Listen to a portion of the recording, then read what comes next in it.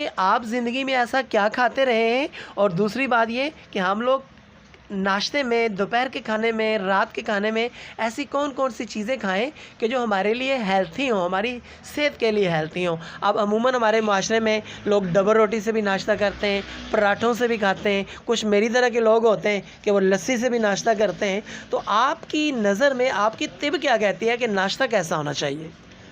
नाश्ते का मतलब तो ये होता है कि इंसान मतलब कि खाए ताकि ना, बल्कि बल्कि नाश्ता करना चाहिए यानी रोटी के तरीके से ही। कैसे यानी कि वो कि सुबह रात को ही रोटी शाम को खानी चाहिए। इस्लामी तरीके के मुताबिक भी ये है कि मगरिब की नमाज से पहले खा लो। ये तो रात की होगी ना नमाज नाश्ता। पढ़ के खा लो, यानी सुबह का नाश्ता ही होना चाहिए इतना। नाश्ते में अगर देखो आप, हमारे तो देखो जी वो देसी सिलसिला चलता है, वही हम खाते हैं। यानी मक्खन चलता है, ये रोटी चलती है, ये सब्ज़ी जो होती है रात को पक गई सुबह बच गई, वो सब्ज़ी का इस्तेमाल हो गया। लेकिन साथ में दही का इस्तेमाल लाजमी रखते हैं, कभी दही खानी चाहिए ज़रूरी। वो थोड़ी सी दही का इस्तेमाल से ये होता है कि अंदर से जो होता है ना, वो एक तो वो हाजमे के मसले को सही करती है, दूसरा ये होता है कि वो बहुत जिस्म के लिए बड़ी फिट है। यानी जो ताकत होती है ना मुकाबला करने की, उसको वो बढ़ाती है। यानी आप ये कहना चाह रहे हैं कि नाश्ते के अंदर दही लाजमी होना चाहिए? हाँ, दही लाजमी होना चाहिए। नाश्ते में लस्सी होनी चाहिए? लस्सी हो जाए, लस्सी भी बहुत। मक्खन होना चाहिए नाश्ते में? मक्खन हो जाए, रोटी हो जाए, साथ उबला हुआ अंडा होना चाहिए? अंडा हो जाए तो एक अंडा बस खाए, ज़्यादा नहीं, एक अंडा बहुत होता है ना। शोरबा होना चाहिए पाए या किसी भी सब्जी का? हाँ, शोरबा हो जाए, सब्जी हो जाए, बहुत अच्छी चीज़ है। अच्छा, मुझे अब ये बताएं कि नाश्ते में चावल होने चाहिए? नाश्ते में चावल का इतना इस्तेमाल नहीं करना चाहिए, क्योंकि चावल जो है ना, ये इंसान को जो है कि आजकल सुबह सुबह हर कोई दौड़ता चावल चने चावल चने। ये नहीं होना चाहिए। ये इसकी बजाय अगर चावल भी हो तो साथ उसके दही का इस्तेमाल लाजमी कर ले, थोड़ा सा दही का इस्तेमाल होना चाहिए। अच्छा, मुझे ये बताएं नाश्ते के अंदर नान खाना चाहिए? नान? वो नान खा लिया तो वो तो रोटी बन गई ना, जैसे मैं पहले कह रहा था। यानी सुबह का नाश्ता, रात की रोटी। अच्छा, सुबह का नाश्ता करें, रात की रोटी दोपहर की मिस कर दें? मिस कर लें। जब सुबह को हम वो नान खाएंगे तो दोपहर को खाने की कोई ज़रूरत नहीं, पैसे नहीं आके। यानी इसमें बरकत थी, बहुत ज़्यादा बरकत थी। अच्छा हकीम साहब, रात के खाने में क्या खाना चाहिए? रात के खाने में स्पेशल चीज़, भले वो महंगी हो कोई बात नहीं, ऐसा खाना कि जो बादशाहों वाला खाना हो। हमारे जो देखने वाले वो ये जानना चाहते हैं कि एक हकीम क्या कहता है रात के खाने के हवाले से। देखिए, खाना जो है ना, जो सही मायनों में जो खाना है ना, वो सब्ज़ी होनी चाहिए। सब्ज़ी होनी चाहिए जो मौसम के मुताबिक हो। अब उसके पकाने का तरीका होता है, अगर वो सही पकी हुई है तो इंसान रोटी के अलावा चमचे से भी खा जाता है। जी बिल्कुल। तो वो उसके लिए बहुत फ़ायदेमंद है। अच्छा, अमूमन घरों में देखा गया है इस दौर के अंदर बिल्कुल मामूली सी सब्ज़ी होती है, रोटी लगा के खा रहे होते हैं, जैसे पुराने वक्तों में चटनी के साथ नहीं लगा के खाई जाती थी। क्या वो सब्ज़ी कोई हेल्पफुल है सेहत के लिए? नहीं, सब्जी को तो खाएंगे तो उसका फ़ायदा होगा, ऐसे लगा के खाएंगे उसका तो कोई मकसद नहीं। यानी कि प्लेट का मतलब है प्लेट एक, बल्कि रह जाए रोटी के बाद उसको चम्मच से खा। जैसे ये बड़ी ज़बरदस्त होती है, ये मटर, गाजर, आलू, ये मूंगरे, ये मेथी, यानी ये सारी चीज़ें मिक्स होके एक बनती है, तो बहुत इसका जायका बनता है। और ये इंसान खाता हो, कहते यार सुबह के लिए थोड़ी सी बचा के रख लूँ, सुबह में इसी से खाऊंगी, यानी इतना जायका हो जाता है इसका। मेथी भी बहुत ज़बरदस्त चीज़ है। आलू मेथी पकती है और मेथी में बहुत ताकत है। मेथी में बहुत ताकत है। अच्छा हकीम साहब, मुझे ये बताएं, मिसाल के तौर पे आप किसी दावत पे गए हों, और दावत भी किसी बिला तकल्लुफ़ जगह पे हो, जहाँ पे कोई तकल्लुफ़ ना हो ना, वो आपसे फरमाइश करें कि हकीम साहब आप क्या खाएंगे, तो ऐसी कौन सी चीज़ है कि जो आपकी बॉडी के लिए हेल्पफुल है? आप फरमाइश करें कि यार मुझे ना ये चीज़ खानी है। हमारा कभी ऐसा इत्तेफाक हो जाए ना, तो जैसे ये सर्दी का मौसम है, वो कहते हैं यार डिशें तो सारी, लेकिन यार वो मछली का इंतज़ाम करो। मछली का इंतज़ाम? मछली खाओ। ज़बरदस्त। हकीम साहब का ये कहना है कि मछली खानी है, मछली का इस्तेमाल करना है, मछली आपके लिए अच्छी है। और हकीम साहब भी अगर कहीं चले जाएँ जब बिल्कुल बिला तकल्लुफ़ माहौल हो, तो ये मछली की फरमाइश किया करते हैं। तो हम इनसे पूछेंगे कि मछली के क्या क्या फ़ायदे हैं? मछली जो है ना, ये किसी को भी मना नहीं है। अच्छा। ना शुगर वाले को, ना दिल वाले को, ना कैंसर वाले को, किसी को ये सब के लिए बेहतरीन है। ये हेपाटाइटिस हो जाता है। सारे गोश्त मना कर दो, लेकिन मछली का खा सकता है। मछली का खा सकता है। मछली, अच्छा, आप समझते हैं कि मछली आपको सदाबहार और जवान रखती है? ये तो खैर बातें बन जाती हैं, असल तो खुराक है। खुराक इंसान अपनी, यही तो हम जानना चाहते हैं कि खुराक है क्या? खुराक यही होती है कि एक चीज़ यानी कि इतनी ज़्यादती से भी ना इस्तेमाल करो और इतनी कम भी ना इस्तेमाल करो। ये है कि ये पट्टों के साथ साथ ये आसाब को बहुत तक़वियत देती है। जब इंसान के आसाब कभी होंगे तो इंसान अपने आप को सदाबहार जवान महसूस करेगा, क्या उम्र उसकी कोई भी हो।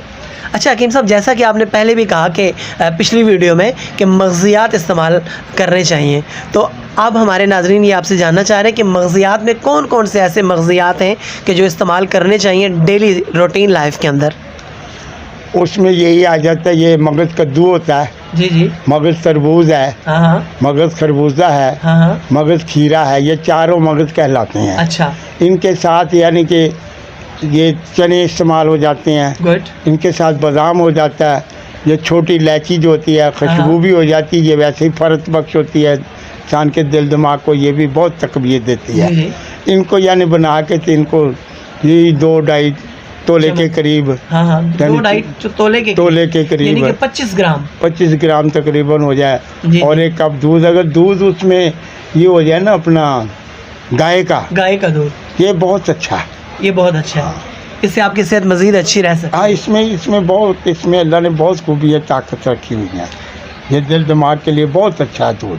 वैसे तो सारे दूध ही हैं, ठीक है, लेकिन इस अद्वियात के हिसाब से देखा जाए तो फिर ये गाय का दूध ही इस्तेमाल करना ज़्यादा बेहतर है। अच्छा हकीम साहब, चूँकि आपकी इतनी उम्र हो गई है, जैसा कि मैंने पहले भी कहा कि गुस्ताखी माँ कि आप पाकिस्तान से भी बड़े हैं, ठीक है, तो आप ज़िंदगी में कभी शदीद बीमार हुए? इतने ज़्यादा नहीं, बहरहाल हुए तो उसी तरह, मतलब कि क्योंकि असल जो बात है ना, ये थोड़ा वॉक करते रहना ये बहुत ज़रूरी है। वॉक आप करते हैं? अल्हम्दुलिल्लाह। कितनी वॉक करते हैं आप? बस ये कभी अंदाज़ा नहीं किया, हो जाती 2-2.5 किलोमीटर। 2-2.5 किलोमीटर डेली की हो जाती है। और ऐसी कौन सी चीज़ है कि रोज़ाना जो आपके घर में रहती है, आपके बेड के पास, खाने पीने के हवाले से? खाने पीने के हवाले से हमारे पास यानी वो घी पड़ा रहता है, ये अपनी मर्जी से डाल लो। सब्जी चाय वगैरह बनाई तो ऊपर चाय में डालना चाहते हैं डाल लो, दूध में डालना चाहते हैं डाल लो। हाँ, वो मग़ज़ियात का रोगन निकाल के रखा हुआ है, जैसे ये पिस्ता है, बादाम है, और ये अपना पिस्ता बादाम, और ये तीसरा अपना आ जाता है ये चलगोज़े और ये अखरोट। ये इनको मिक्स यानी करके ना पाव यानी किलो इनका निकल के रोगन निकला हुआ। कभी वो घी का इस्तेमाल 1 चम्मच कर लिया, कभी इसका 1 चम्मच इस्तेमाल कर लिया, तो वो मौजूद रहता, मंगवाने की ज़रूरत नहीं पड़ती। अच्छा हकीम साहब, मुझे सॉरी आखिर में ये बात बताइएगा कि क्या आप समझते हैं कि अभी भी अगर आपकी एक शादी करवाई जाए तो आप अच्छी परफॉर्मेंस दिखा पाएंगे? इंशाल्लाह इसमें कोई नहीं ऐसी बात कि इंसान परेशान हो। देखिए, मैंने डरते डरते सवाल किया है ना कि आप जो है ना। नहीं, कोई नहीं, वो मैं ना दरअसल खुद भी ना इस बात की तरफ से, अब नहीं मैं कहता बच्चे हैं, अब उनके साथ ही ये पोते हैं पोतियाँ हैं, गुल मिल के ये ज़िंदगी अच्छी है। वो जब ये हो जाती ना, फिर वो एक अजीब लाइन बन जाती है। जी, क्योंकि फिर उसका टाइम देना ज़रूरी है। जब उसको टाइम दो, वो जनाब बच्चे फिर कोई ना कोई बात बनाएंगे, लो जी दादा जी नवी जवानी में चढ़ गई है, दादा जी उधर ही गए हुए नहीं जी, कमरे के बाहर नहीं निकलते जी, ये नहीं, वो फिर मैं खुद भी अच्छा नहीं समझता। अच्छा, आपके पोते पोतियाँ बच्चे मिलाकर टोटली कितने बच्चे बनते हैं? तकरीबन जी तो पोते पोतियाँ दोतियाँ ये तकरीबन बन जाते हैं 35-40 बन जाते हैं माशाल्लाह से। यानी कि अभी आपके 35-40 बच्चे हैं और अभी भी आप समझते हैं कि अगर आपकी शादी करवा दी जाए तो आप एक अच्छी परफॉर्मेंस दिखा सकते हैं, अच्छी इनिंग्स खेल सकते हैं। हो सकता है, ये कोई मसला नहीं है, लेकिन इसका अब ये है कि वो आ जाता है आज के दौर में, लो जी इधर रोले जी पैर हेजिटेशन है, वो इस तो करने के नहीं जी, चलो करने पर। बहुत शुक्रिया हकीम साहब। नाज़रीन गिरामी, ये थे दबंग हकीम साहब जिन्होंने अपने दबंग स्टाइल से बूम बूम ज़िंदगी गुजारी। इनका नाम है हकीम फ़ज़ल अलीम अज़हर। ये अपने आबाओ अजदाद के साथ इंडिया से पाकिस्तान तशरीफ़ लाए जब पाकिस्तान और हिंदुस्तान का बंटवारा हुआ, और उस वक्त से लेके अब तक इन्होंने यहाँ पर तिब का ही काम किया। पहले इनके वालिदैन जनरेशन यानी इनके बाप और दादा ये काम करते थे, फिर इन्होंने करना शुरू किया। इनके बाद अब इनका सिलसिला आगे चला और ये जो आपको हकीम साहब स्क्रीन के ऊपर नज़र आ रहे हैं ये इनके बेटे हैं, हकीम उमर नाम है इनका। इसके अलावा इनके एक और बेटे हैं वो भी हकीम हैं। आगे इनके जो पोते हैं वो भी इसी शोबे की तरफ शौक़ रखते हैं और इंतहाई कलाकार किस्म के हकीम बनने जा रहे हैं। इन्होंने अपनी ज़िंदगी कैसे दबंग स्टाइल से गुजारी, इन्होंने अपनी ज़िंदगी के अंदर ऐसा क्या खाया कि इनकी बड़ी अच्छी स्मार्ट सेहत है, अल्हम्दुलिल्लाह इस उम्र में भी आके कोई बीमारी नहीं है। इन्होंने ऐसा क्या खाया वो आपने इस वीडियो में देख ही लिया। हकीम साहब के लिए दुआ कीजिए कि अल्लाह तबारक व तआला की ज़ात इनको खुश रखे और इनको मज़ीद खुशियाँ बाँटने की तौफ़ीक अता फ़रमाए। इजाज़त दीजिए, एक पाकिस्तान से आपने होस्ट जवाद ज़हीर अब्बासी को अल्लाह हाफ़िज़।